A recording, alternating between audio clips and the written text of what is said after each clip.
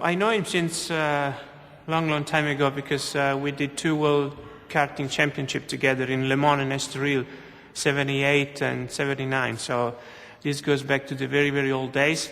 And he was very, very committed. He had this, this star, these eyes. He was exceptionally committed, I think, more than anybody else.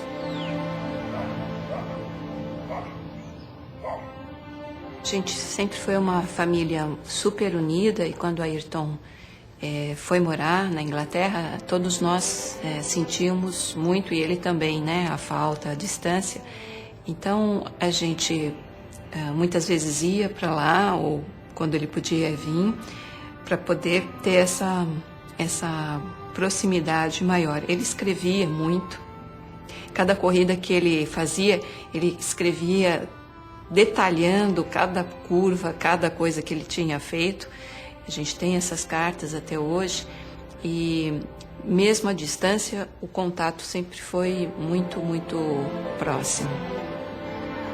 Como o Ayrton, quando foi para lá, ele não sabia inglês, então ele ficava em frente da televisão horas e horas tentando entender o que estava se passando, procurando aprender a língua e se concentrando.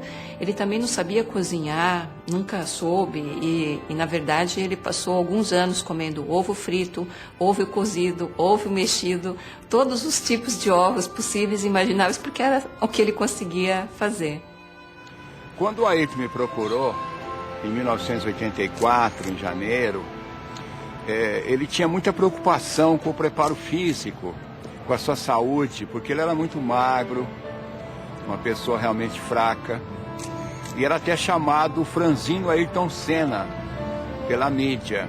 Nós iniciamos um trabalho, percebemos a vontade férrea que ele tinha de buscar ser mais forte, mais resistente.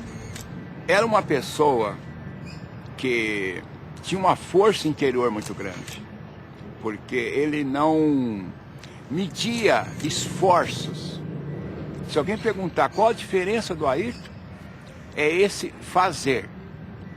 Porque saber de cabeça é não saber nada. E eu falava muito para ele isso.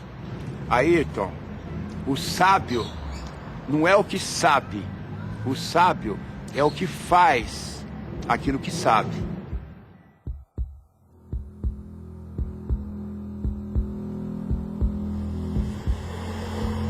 It's not simply a stronger muscle or a better tonus in your muscle, but it's really the power, the strength you get, physically speaking, to your body, but also to your mind. And you only really learn by doing it, I believe. Once I realized that there was something special in there, I really focus and try to learn about myself, because it's basically learning about yourself, learning about your own limitations, learning about your strengths, your qualities, and trying to make as a whole a smoother person. I don't remember exactly, but certainly in 1983 I was very much aware of him in Formula 3 in England, and he was very persistent about winning. He was very good at that already that early in his career, but very persistent about trying to persuade Patrick and myself to let him test his first drive in a Grand Prix car, in a Formula 1 car. That first drive came at Donington Park in England, at the wheel of the Williams FW08C, the model of car that had taken Keke Rosberg to victory in Monaco earlier the same year. Ayrton turned up, made himself comfortable in the cockpit, remembered all the instructions about what everything was for in the cockpit.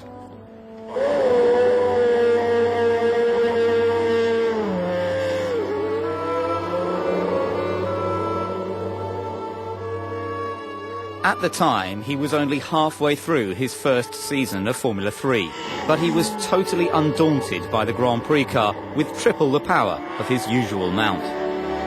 I set off, did what we call an out and a straight back in lap to check over the car mechanically. And then over the next 21 laps, I think it was, he just went off a second quicker than the car had ever been around there, and then said, I think that's all right, I've got enough in my head, got out of the car and went home. So we were quite astonished.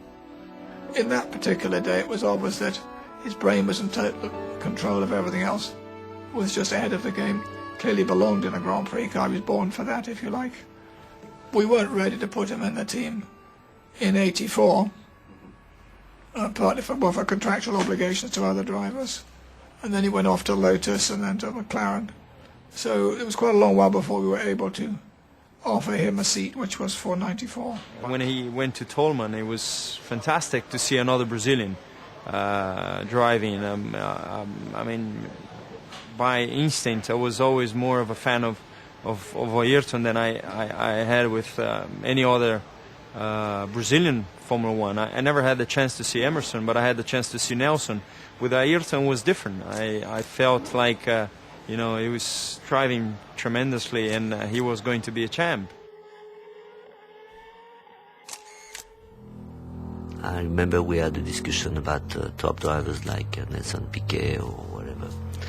And I said to Ron and even older people, take the best young guy coming, to get a very strong team is Ayrton.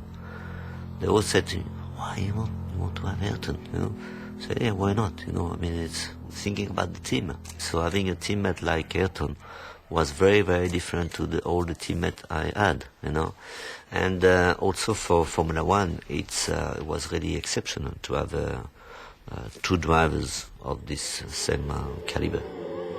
When Ayrton came into Formula One, Alain Prost was the top. He was number one, and he was the one that he wanted to catch. He wanted to beat him.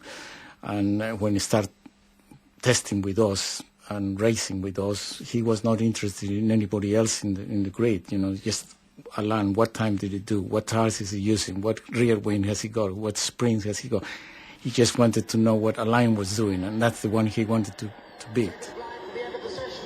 He was a man like no other man I had ever met before. He was almost a mystic. He was very, very, very intense. He was a charismatic personality. He could be absolutely charming, but there was another side to his character. He was absolutely ruthless when he was in the cockpit. And he was an intensely religious, God-fearing man. And he actually believed that he had a God-given right to win.